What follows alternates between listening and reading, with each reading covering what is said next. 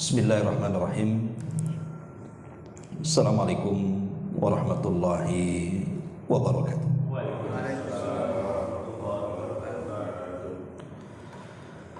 Alhamdulillah wassalatu wassalamu ala Rasulillah wa ala alihi wa sahbihi wa mawalah wa la hawla wa la quwwata illa billahi wa ba'd. Alhamdulillah, segala puja dan puji hanya milik Allah Jalla fi'ula. Salawat dan juga salam tentunya kita tetap hadiahkan kepada Nabi yang mulia alaihi salatu wassalam. Berhubung kita berada di penghujung tahun, bulan Dzulhijjah, artinya kita akan menyongsong tahun baru Islam, bulan Muharram. Maka tepat kiranya pembahasan di malam hari ini kita akan membahas tentang sedikit amalan-amalan yang harus dipahami dan dikerjakan selama bulan Muharram. Hadirin yang dimuliakan Allah Subhanahu wa taala, bulan Muharram ini satu di antara 4 bulan hurum. Sering saya jelaskan bahwa bulan-bulan hurum atau bulan-bulan yang sangat mulia nilainya itu ada 4 dalam setahun, dan itu dimulai daripada bulan Dzulqa'dah, kemudian Dzulhijjah, kemudian Muharram, dan yang satu di pertengahan tahun, Rajab. Lah bulan Muharram sendiri karena dia satu di antara Ashhurul Hurum, bulan-bulan hurum, dan itu disyaratkan di dalam Al-Quran tepat pada surah At-Taubah ayat ke-36, di mana Allah Subhanahu wa taala mengatakan inna iddatasy syuhuri indallahi 12 syahran fi kitabillah yauma khalaqas samawati wal ard minha arba'atun hurum. Sesungguhnya bilangan bulan menurut ketentuan Allah Subhanahu wa taala saat Allah menciptakan langit dan bumi ini jumlahnya 12 bulan. Dari 12 bulan ini kata Allah minha arba'atun hurum, ada 4 bulan yang disebut dengan bulan-bulan hurum. Dari ayat ini kita tahu bahwa kemuliaan 4 bulan ini bukan hanya diletakkan dalam Islam, tapi sejak Allah menciptakan langit dan bumi, Allah memilih di antara makhluknya lebih mulia dibandingkan makhluk yang lainnya. Salah satunya adalah bulan-bulan. Dari 12 bulan Allah pilih ada 4 bulan yang Allah Subhanahu wa taala muliakan, di mana siapapun yang memuliakan yang Allah muliakan pasti akan dimuliakan. Karena begitu mulianya bulan Muharram, tentu ada amalan-amalan yang dikhususkan ataupun secara umum yang diperintahkan untuk diamalkan. Apalagi bulan Muharram sendiri adalah tahun baru Islam. Di sini ada tempat muhasabah bahwa dengan berlalunya waktu tentunya juga bertambahnya usia. Ketika bertambah usia artinya sudah dekat dengan kematian. Kalau sudah dekat dengan kematian, sudah selayaknya kita persiapan. Dan tidak ada persiapan terbaik melebihi ketakwaan kepada Allah Subhanahu wa taala. Para ulama menjelaskan, ketika menjelaskan kaifa nastaqbilu syahrallahil muharram, bagaimana kita ini menghadapi bulan Allah al-Muharram. Jadi Muharram itu disebut syahrullah, bulannya Allah. Sesuatu yang diidhafahkan kepada Allah berarti sesuatu itu dimuliakan. Seperti Baitullah, rumahnya Allah, berarti Ka'bah itu sangat dimuliakan.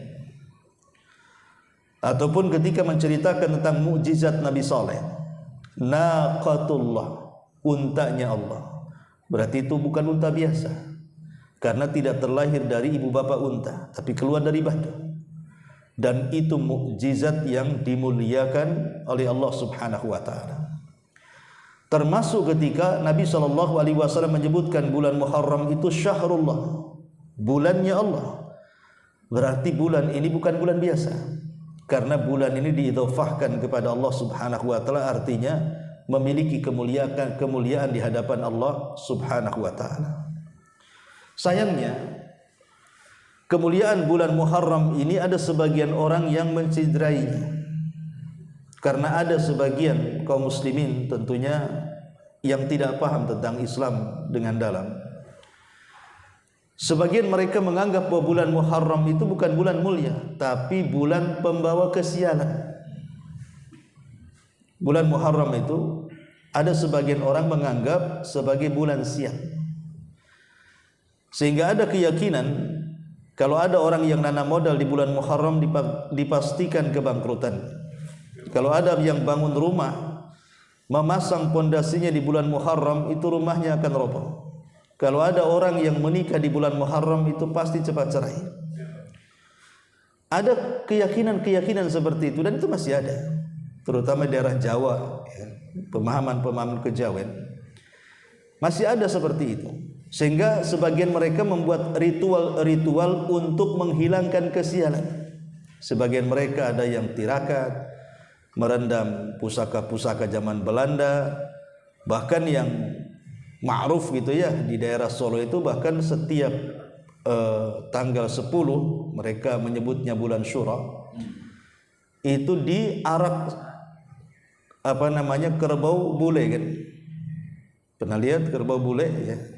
Kalau nggak lihat di YouTube lah kan. Biasanya di bulan Syura, bulan Muharram, itu mereka mengeluarkan kemudian diarak. Lah kalau seandainya hanya sekedar arak-arakan saja, seperti orang pawai obor gitu, tidak ada masalah, mungkin sedang berpesta atau hura-hura saja kan gitu. Tapi rupanya tidak sesederhana itu, karena kerbau bule itu yang dikeluarkan di arak itu diyakini bisa menghilangkan sial. Makanya sebagian orang yang kemudian datang ke lokasi, mereka ingin mengusapnya. Bahkan naudzubillah, sebagian mereka justru mengambil kotorannya untuk diambil berkah dalam rangka membuang kesialan. Kerbau itu diberi nama Kiai Selamat. Saya kira orang, rupanya kerbau. Kiai Selamat. Lah ini terjadi. Ya, mereka menganggap bahkan di daerah-daerah timur Jawa itu justru di bulan Syura itu mereka ada pawai keliling desa itu, setiap perempatan biasanya membuang beras atau membuang apa di situ untuk kemudian berdoa di persimpangan, setiap persimpangan jalan dengan doa untuk membuang kesialan. Nah ini kan terjadi. Ya. Itu saya saksikan sendiri, dulu masih muda lah, walaupun sekarang tetap muda, tapi dulu masih ada seperti itu. Wallahu alam, dengan adanya handphone akhirnya disibukkan main TikTok, akhirnya lupa ritual, nggak tahu ya. Tapi yang jelas bahwa dulu itu bulan Muharram dianggap bulan sial. Nah ini kan bertentangan dengan sabda Nabi SAW bahwa syahrul Muharram itu syahrullah, bulannya Allah. Macam mana bulannya Allah dianggap bulan sial? Dan siapapun yang menganggap ada bulan disebut sial, maka dia telah mencela zat yang mengatur bulan itu. Bukankah Rasul yang mengatakan la tasubbud dahra fa innama ana dahrun? Allah berfirman dalam hadis qudsi, jangan kalian mencela waktu, karena sayalah yang membolak-balikan waktu, kata Allah. Artinya dalam hadis ini tidak ada namanya hari sial, bulan sial, tahun sial, tidak ada. Semua hari, minggu, bulan, tahun semua baik. Makanya ini juga membantah hadis ini orang-orang yang terkadang menentukan hari pernikahan. Jangan di bulan ini katanya, harus di bulan itu bulan bagus. Sehingga harus bertanya dulu kepada orang-orang tua, kira-kira hari apa, bulan apa, tahun apa. Lah orang seperti ini tidak paham bahwa Allah Subhanahu wa taala tidak pernah menciptakan waktu itu ada keburukan di dalamnya. Yang sial itu kita, bukan waktunya. Jadi semua hari itu baik, semua pekan baik, semua bulan baik, semua tahun baik. Karena semuanya yang memutar balikkan itu adalah Allah Subhanahu wa taala. Ada siang, ada malam, pergi hari datang pekan, kemudian pekan berlalu datang bulan, bulan entah kemana kemudian datang tahun. Itu semua Allah yang membolak-balikan. Tidak ada kesialan di situ. Lah ini termasuk juga adanya bulan Muharram. Bulan Muharram itu bulan mulia, bukan bulan angker. Sehingga kemudian diyakini seperti itu. Ma'asyiral muslimin wal muslimat wal muslimin rahimakumullah. Lalu apa saja yang bisa kita lakukan selama bulan Muharram ini?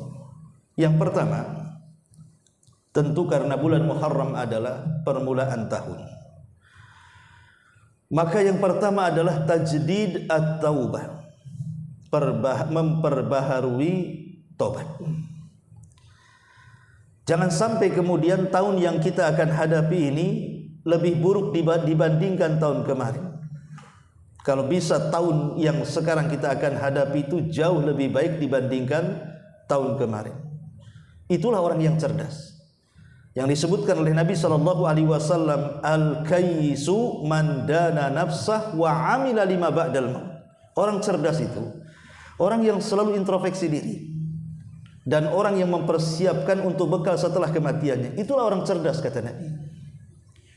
Lah, kalau kita cerdas menghadapi tahun baru, maka mulailah dengan taubatan nasuha yang baru. Dengan kata lain, mulai dari sekarang kita harus hijrah. Mungkin hijrah dari Mekah ke Madinah sudah tidak ada lagi. Karena Rasul mengatakan la hijrata ba'dal fathi, tidak ada hijrah setelah Fathu Mekah. Kenapa? Karena Mekah dan Madinah sudah negeri Islam, mau hijrah ke mana lagi?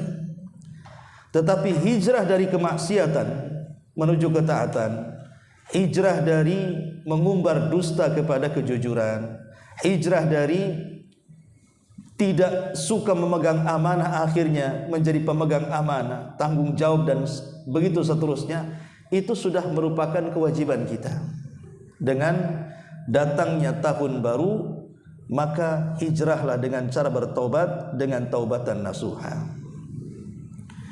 Ma'asyiral muslimin wal muslimin yang dimuliakan Allah Azza wa Jalla. Yang kedua adalah waqfatun li muhasabatin nafsi. Yang kedua, jadikan bulan Muharram ini sebagai momen untuk muhasabah diri. Tadi saya sudah jelaskan maksudnya muhasabah diri itu introspeksi.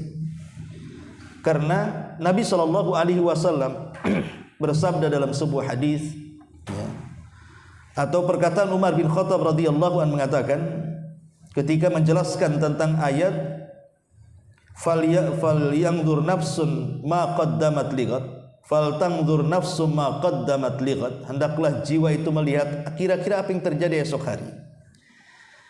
Maka Umar bin Khattab radhiyallahu anhu mengatakan hasibu anfusakum qabla an tuhasabu,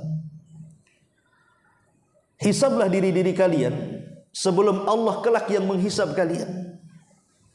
Hisablah diri-diri kalian sebelum Allah yang kelak menghisab kalian. Perkataan Umar bin Khattab ini walaupun singkat tetapi maknanya dalam sekali. Bahwa setiap perkataan dan tingkah laku kita dari perbuatan itu semua akan diperhitungkan di hadapan Allah Subhanahu wa taala. Lah belum terlambat kalau seandainya di tahun baru ini kita harus jauh lebih baik dibandingkan tahun kemarin, terutama dalam bab ketaatan kepada Allah Azza wa Jalla. Mungkin tahun kemarin solatnya bolong-bolong, maka tahun ini sempurnakan. Mungkin sedekahnya agak pelit, maka tahun ini jadilah orang yang dermawan. Dan begitu seterusnya. Karena bagaimanapun, kalau Allah Subhanahu wa ta'ala memberikan taufik kepada kita, pasti Allah Subhanahu wa ta'ala akan memudahkan kita beramal saleh. Dan kalau Allah sudah memudahkan kita beramal saleh, maka dari amal soleh yang kita lakukan itu akan melahirkan amal-amal soleh yang lainnya, dan kita akan ditutup dengan seperti itu. Itulah yang Allah Subhanahu wa taala katakan, fa amman a'ta wattaqa wa saddaqa bil husna fasanuyassiruhu lil yusra. Apa kalimat fasanuyassiruhu lil yusra itu? fasanu yassiruhu, dia sudah mudah melakukan amal ketaatan, Allah mudahkan lagi. Dia sudah mudah salat, Allah mudahkan lagi salatnya. Dia sudah mudah sedekah, Allah mudahkan lagi sedekahnya. Dia suka berzikir, Allah mudahkan lagi zikirnya. Sehingga satu amalan itu akan beranak dengan amal-amal saleh yang lainnya, karena Allah mudahkan. Dan kalau sudah seperti itu, dipastikan dia akan meninggal dan menutup kehidupannya dengan husnul khatimah. Karena orang kalau sudah menumpuk-numpuk amal dan melahirkan amal yang lainnya, maka Allah akan tuntun seperti itu sampai kematiannya. Itu makna fasan yassiruhu lil yusra. Maka ini bulan baru, tahun baru adalah tempat introspeksi diri. Kemudian yang ketiga adalah al-iktsar minas siyam. Perbanyaklah puasa. Ini bulan Muharram ini, kata para ulama, perbanyak puasa. Karena ada hadis Nabi SAW. Nabi mengatakan, afdalus salati ba'da salatil maktubati as-salatu fi jawfil laili. Wa afdalus siyami ba'da syahri ramadhana siyamu syahrillahil muharram. Kata Nabi SAW, seafdal-afdalnya salat setelah salat 5 waktu adalah salat di kegelapan malam. Artinya tahajud. Itu salat terbaik setelah salat malam. Karena salat tahajud itu kan dilakukan di sepertiga malam. Dan disitulah tempat Allah turun ke langit dunia dan Allah tawarkan seluruh kekayaannya. Allah katakan di sepertiga malam akhir, siapa yang berdoa aku kabulkan, siapa yang minta aku kasih, dan siapa yang beristighfar aku akan ampuni dosa-dosanya. Dan itulah waktu disaksikan para malaikat. Inna Qur'anal fajri kana mashhuda. Bacaan Quran di waktu fajar, maksudnya di waktu sepertiga malam itu disaksikan para malaikat. Makanya kenapa salat malam itu menjadi salat terbaik setelah salat wajib. Bahkan kemuliaan seorang mukmin, kata Rasul, ditentukan dengan salat malamnya. Kata Rasul, syaraful mukmin qiyamuhu billail. Kemuliaan seorang mukmin itu ditentukan dengan salat malam. Apalagi kalau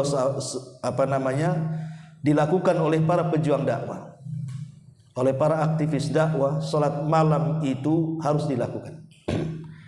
Makanya ketika surah Al-Muzammil turun, ya ayyuhal muzammil qumil laila illa qalila nisfahu aw inqus minhu qalila aw zid alaihi warattilil qur'ana tartila.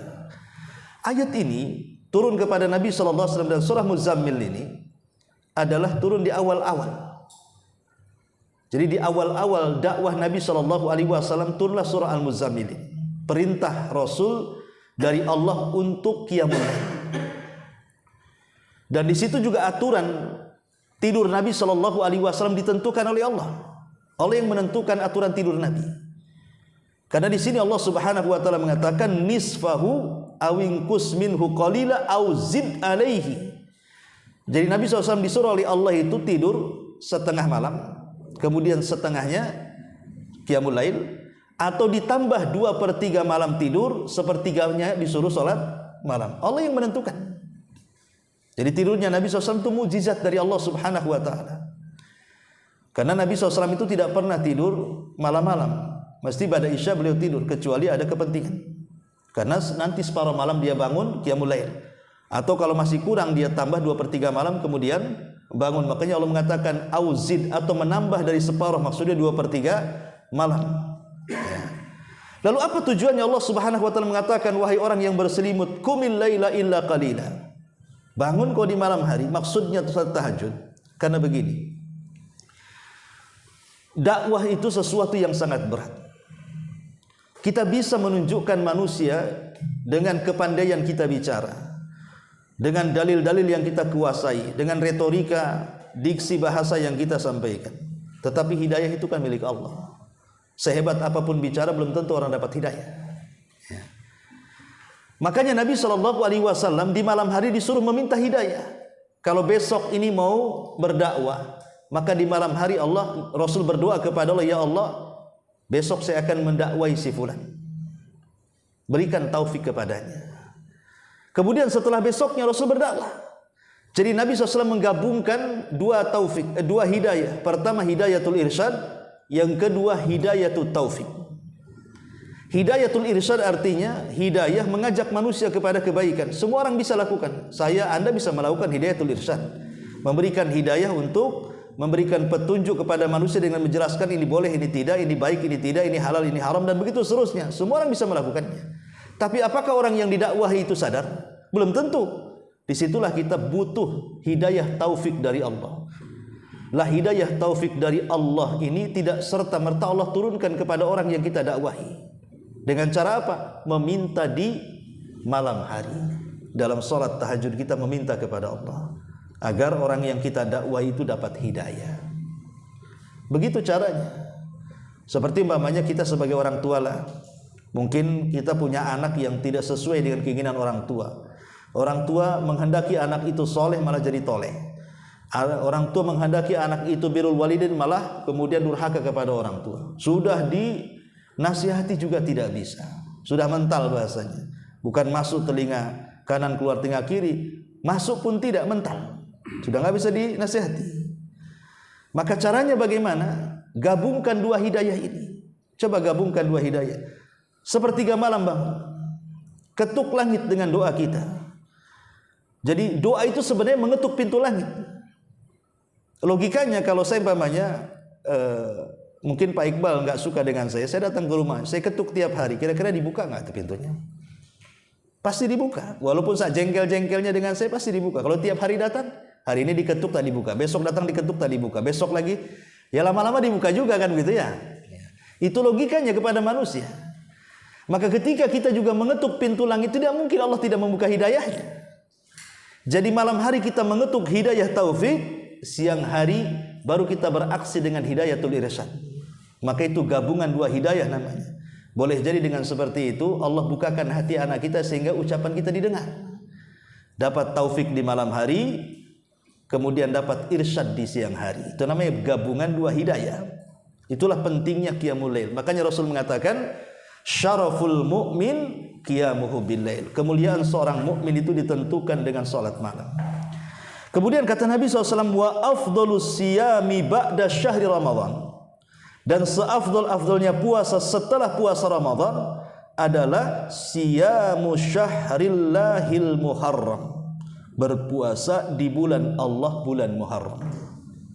Hadis ini kata para ulama menunjukkan bahwa seafdal-afdalnya orang puasa sunnah setelah Ramadan adalah puasa di bulan Muharram. Perbanyak puasa di bulan ini. Entah puasa mungkin dalam sebulan itu 3 kali, namanya puasa Ayyamul Bid. Atau dalam sebulan itu 8 kali, namanya Senin Kamis. Atau dalam sebulan 15 kali, namanya puasa Daud. Ya. Atau puasa mutlak, ya puasa gitu saja lillahi ta'ala karena Allah. Ya. Jadi boleh kita memperbanyak puasa di bulan Muharram. Bahkan Rasul mengatakan seafdal-afdalnya puasa sunnah setelah puasa Ramadan adalah puasa di bulan Allah Al-Muharram. Ini yang ketiga. Kemudian yang keempat, al-hadharu minal wuku'i fil ma'asi wadh-dhunub. Karena ini bulan Muharram. Kenapa sih? Apa sih makna Muharram itu? Makna Muharram itu artinya yang diharamkan. Muharram itu artinya diharamkan. Lalu apa yang diharamkan? Yang diharamkan itu melakukan dosa dan kemaksiatan. Dan ini sesuai dengan surah At-Taubah 36. Ketika Allah Subhanahu wa taala menyebutkan 4 bulan hurum, di ujung ayat Allah mengatakan apa? Fala tadlimu fihinna anfusakum. Jangan kalian berlaku zalim di 4 bulan hurum itu. Lah salah satu bulan hurum itu namanya Muharram. Berarti bulan Muharram itu menguatkan At-Taubah 36. Ketika At-Taubah 36 kita dilarang untuk melakukan kezaliman, baik zalim kepada diri sendiri atau zalim kepada Allah, seiring dengan nama bulan itu Muharram diharamkan, berarti makin kuat keharamannya untuk melakukan kemaksiatan. Maka jangan sampai kemudian di bulan Allah ini kita langgar dengan kemaksiatan kepada Allah Azza wa Jalla, terutama kezaliman. Karena Allah mengatakan fala tadlimu fihinna anfusakum. Jangan kalian berlaku zalim di bulan-bulan mulia ini. Salah satunya Muharram. Lebih ditekankan lagi karena sesuai dengan namanya bulan. Muharram diharamkan dari melakukan kemaksiatan. Alasannya apa? Karena Al-Imam Qatadah, seorang ahli tafsir Qatadah ibn Di'amah, yang dinukilkan Imam Ibnu Katsir dalam Tafsirul Azim Ibnu Katsir, mengatakan karena maksiat di bulan Muharram itu dosanya dilipat gandakan dibandingkan maksiat di bulan yang lainnya. Maka hindari kezaliman. Ini yang keempat. Kemudian yang kelima, siyamu Asyura. Di bulan Muharram ini ada puasa khusus yang sangat ditekankan oleh Nabi SAW, yang disebut dengan puasa Asyura. Asyura itu artinya tanggal 10 Asyura. Kalau tanggal 9 Tasu'a namanya. Asyura itu 10. Berarti puasa di tanggal 10 bulan Muharram. Nabi SAW mengatakan, man shoma Asyura ghufira lahu sanah. Siapa yang berpuasa di tanggal 10 bulan Muharram, maka akan diampuni dosanya 1 tahun. Siapa yang berpuasa di tanggal 10 bulan Muharram, maka dosanya akan dihapus 1 tahun. Dalam riwayat yang lain, wasiyamu yaumi Asyura inni ahtasibu 'ala Allah an yukaffira sanata allati qablahu. Kata Nabi SAW, adapun puasa Asyura, saya menghendaki orang yang berpuasa di tanggal 10 itu untuk diampuni dosanya setahun yang sudah berlalu. Setahun yang sudah berlalu diampuni dosanya. Dan puasa Asyura sendiri adalah puasa pertama dalam Islam. Jadi saat Nabi SAW hijrah dari Mekah ke Madinah, dilihatnya para orang-orang Yahudi itu sedang berpuasa tanggal 10 Muharram itu. Sehingga kemudian Rasul bertanya kepada orang-orang Yahudi itu, puasa apa kalian ini? Maka orang-orang Yahudi mengatakan, kami berpuasa dalam rangka mensyukuri nikmat Allah. Kata Rasul, apa yang kalian syukuri dari nikmat Allah? Mereka mengatakan, karena di tanggal ini Nabi kami, maksudnya Musa, diselamatkan dari si raja tiran Fir'aun. Akhirnya raja ini ditenggelamkan dan Musa diselamatkan. Lah saat Musa diselamatkan itulah pas tanggal 10 Muharram. Maka dalam bentuk syukur kami karena Nabi kami diselamatkan, kami melakukan puasa. Itu alasan orang Yahudi. Maka Nabi SAW mengatakan, kalau itu alasan kalian, apa kata Nabi? Ana ahaqqu bi Musa. Saya lebih memuliakan Nabi Musa dibandingkan kalian. Maka Rasul mengatakan kepada para sahabat, sekarang kalian puasa. Maksudnya tanggal 10. Dan perintahkan anak-anak juga berpuasa. Maksudnya dilatih untuk berpuasa. Itulah puasa pertama dalam Islam di tanggal atau di tahun 1 Hijriah. Karena setelah kemudian lewat 1 Hijriah masuk ke 2 Hijriah, maka Nabi SAW mendapatkan mandat untuk berpuasa selama 1 bulan yang disebut dengan Ramadan. Jadi Ramadan itu puasa kedua. Puasa pertama itu Muharram. Lah, tetapi masalahnya puasa Ramadan itu wajib hukumnya. Dan puasa Muharram juga wajib hukumnya pada awalnya. Sehingga tidak mungkin dalam 1 tahun ada 2 kewajiban puasa. Akhirnya kemudian puasa Ramadan memansuh hukum atau menghapus hukum puasa Muharram menjadi sunnah. Yang wajib tetap Ramadan, kemudian Muharram yang tadinya wajib turun hukumnya menjadi sunnah, tetapi puasanya masih berlaku. Lah ketika Nabi SAW di ujung hayatnya 1 tahun sebelum meninggal, para sahabat datang kepada Nabi SAW, kemudian mengatakan, Rasul, kalau kita tanggal 10 puasa, Yahudi juga puasa tanggal 10, nggak enak rasanya. Seolah-olah kita ikut dengan orang Yahudi kan gitu. Apa kata Nabi SAW? Kalau begitu gini saja, kalau saya masih hidup sampai tahun depan, kita puasa tanggal 9 atau disebut dengan Tasu'ah. Tapi sayang, belum lagi Rasul puasa tanggal 9, Rasul sudah meninggal. Lah para ulama mengatakan walaupun Nabi SAW pernah berjanji puasa tanggal 9 dan belum puasa tanggal 9, tapi karena Rasul pernah mengucapkannya maka menjadi sunnah. Sehingga puasa khusus di bulan Muharram itu ada 3 gambaran menurut para ulama.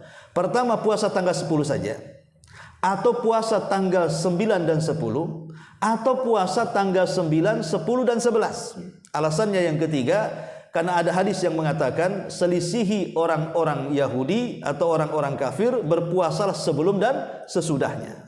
Artinya sebelum dan sesudahnya 9 dan 11. Berarti gambarannya bisa puasa tanggal 10 saja, bisa tambah dengan 9, bisa tambah dengan 9 dan 11. Nah, itu cara puasa khusus di bulan Muharram. Tetapi puasa umum ya sangat dianjurkan. Tidak mesti kemudian 3 hari puasa ini saja, bisa Senin, Kamis, Daud ataupun Ayyamul Bid. Ya. Ini yang kelima.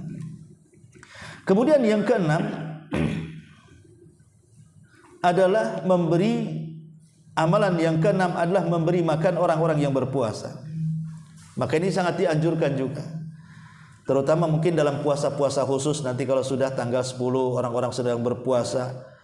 Ya, maka ini kesempatan kita memberi makan orang-orang yang berpuasa. Kenapa? Karena Rasul mengatakan, man fattara sha'iman kana lahu ajru sha'im. Siapa yang memberi makan orang yang berpuasa, kita akan mengambil pahala dia. Bayangkan kalau seandainya kita 1 orang saja yang berpuasa Muharram, sementara pahalanya menghapuskan setahun yang ke belakang, berarti kita mendapatkan pahala penghapus dosa setahun ke belakang dari orang itu. Itu 1 orang tuh. Lalu kalau kita bisa berhasil memberi makan sampai 10 orang, berarti 10 tahun dosa kita akan diampuni, kan begitu. Bagaimana kalau 100 orang, semakin banyak semakin baik. Maka ini juga momen memberi makan orang yang berpuasa tepat nanti di tanggal 10 Muharram. Ya, kalau memang tidak ada tempat, pesantren saya siap menampung untuk memberi makan orang yang berpuasa. Kalau susah cari orang. Iya, ini yang ke-6. Ya. Kemudian yang ke-7, di antara amalan juga di bulan Muharram adalah da'watun nas wa tadhkiruhum bisiyami hadzal yaum. Berdakwah kepada manusia, mengingatkan untuk berpuasa di tanggal-tanggal yang tadi saya sebutkan. Ya. Mungkin kita tidak bisa memberi makan orang yang berpuasa karena kekurangan, tetapi mengingatkan orang supaya dia berpuasa, akhirnya berpuasa, sama juga kita dapat pahalanya. Kata Nabi SAW dalam sebuah hadis, man dalla ala khairin kafaili. Siapa yang mengajak manusia kepada kebaikan, maka dia mendapatkan pahala orang yang melakukannya. Artinya kalau kita mengingatkan kawan, ini tanggal 10 nih, puasalah. Tadinya dia tidak niat puasa, karena kita yang nyuruh puasa, akhirnya dia puasa. Maka secara tidak langsung kita pun mendapatkan pahala dia. Tidak mesti kita ngasih makan orang yang berpuasa, cukup ngajak saja. Apalagi sekarang kan sudah ada handphone, ada grup WhatsApp, grup macam-macam kan. Tinggal tulis saja fadilah keutamaan puasa tanggal 10 umpamanya kan. Kemudian kita sebar minimal ke keluarga dulu lah. Keluarga yang di kampung, telepon suruh puasa gitu ya, atau ke kawan-kawan, atau ke grup-grup di perusahaan, grup-grup di pengajian. Siapa tahu ada yang membaca, kecantol, kemudian kepengen puasa. Kan kita tidak tahu hidayah itu datang dari mana. Atau secara langsung kita ngomong, puasalah besok. Akhirnya dia sadar, kalau yang kita ajak itu 10 orang, kemudian mereka puasa semua, berarti kita mendapatkan pahala 10 orang yang kita ajak berpuasa, akhirnya berpuasa. Ini kan kesempatan juga meraih pahala sebanyak-banyaknya kan itu. Maka ini juga amalan yang ke-7, ya ajak manusia kepada kebaikan. Ya. Kemudian amalan yang ke-8, karena momen daripada tahun baru itu terikat dengan hijrah. Kan ini kan kita cerita tentang tahun baru Hijriah. Ya. Tahun baru Hijriah ini kan diambil daripada hijrah Nabi. Hijrah Nabi. Pertanyaannya, bukankah hijrah Nabi itu kan di bulan Rabiul Awal? Di bulan Rabiul Awal kan terjadi 3 peristiwa yang merangkum kehidupan Nabi. Lahirnya Nabi, hijrahnya Nabi, wafatnya Nabi, itu semua di Rabiul Awal. Ya. Lalu kenapa kemudian tahun baru Hijriah terletak di bulan Muharram, tidak terletak di Rabiul Awal? Ya tentu sejarahnya panjang, tapi yang jelas ini adalah kembali kepada kebijakan Umar bin Khattab radhiyallahu anhu yang membuat penanggalan. Karena ketika itu kalau menginformasikan sebuah keputusan pemerintah pusat ke daerah, itu sangat sulit sampainya berita ke daerah-daerah. Di zaman itu tidak ada handphone kan? Ya, jadi susah, harus ngutus orang ke sana kemari, sementara kan kekuasaan Umar sampai ke Persia sana. Ya. Jadi akan menyulitkan kabar tentang pembuatan almanak ini ke daerah-daerah. Hanya memungkinkan satu perkara, biarkan mereka datang tanpa diundang. Kemudian kita informasikan, datang tanpa diundang tidak mungkin terjadi kecuali musim haji. Ya kan? Mereka pasti akan datang dengan sendirinya, karena itu undangan Allah. Lah kesempatan itulah Umar bin Khattab radhiyallahu an memberitahu orang jemaah haji bahwa kepulangan mereka setelah haji itu kan sampai di bulan Muharram. Sampaikan bahwa bulan depan umat Islam punya penanggalan sendiri. Makanya ketika bulan haji Dzulhijjah mereka pulang sampai di daerah mereka Muharram, maka Muharramlah ditetapkan oleh Umar sebagai bulan yang mengawali tahun. Dan Dzulhijjah ini bulan yang mengakhiri tahun. Artinya faedahnya bahwa karena bulan Muharram dikaitkan dengan Hijriyah, dengan hijrahnya Nabi SAW, maka sudah sepantasnya dan selayaknya kita jadikan momen bulan Hijriyah itu tempat hijrah kita. Bukan hanya sekedar hijrah badan penampilan saja, tapi hijrah ruh itu sangat diperlukan.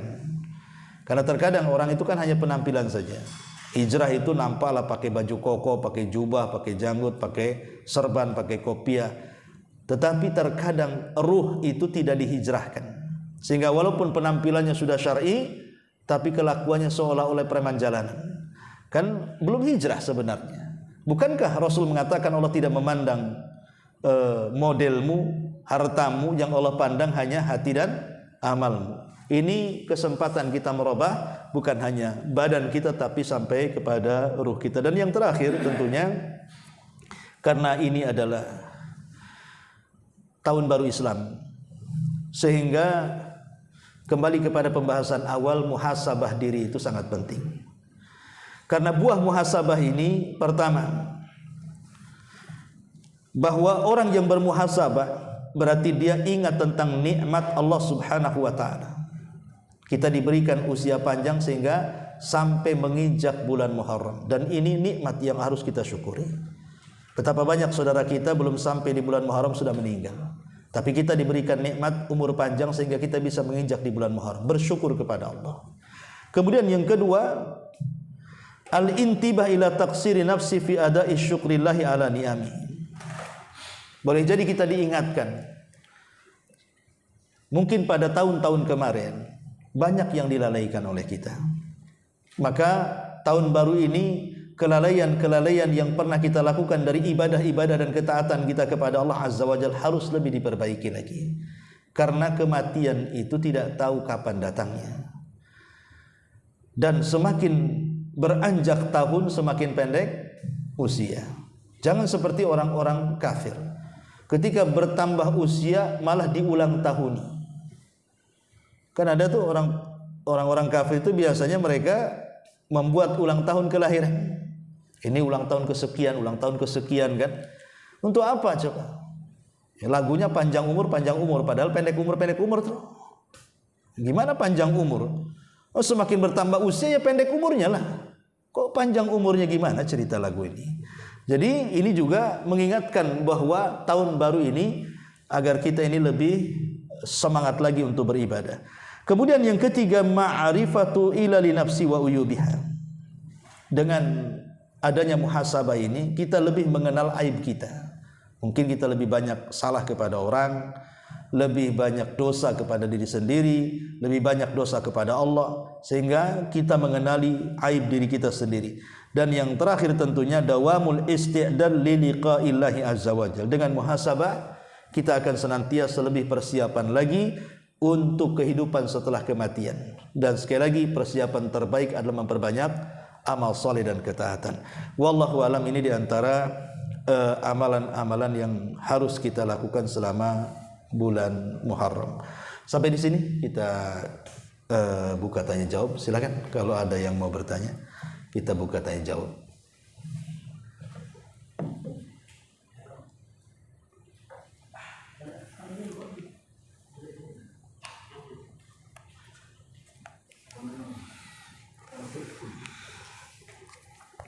Nggak ada? Masya Allah. Alhamdulillah.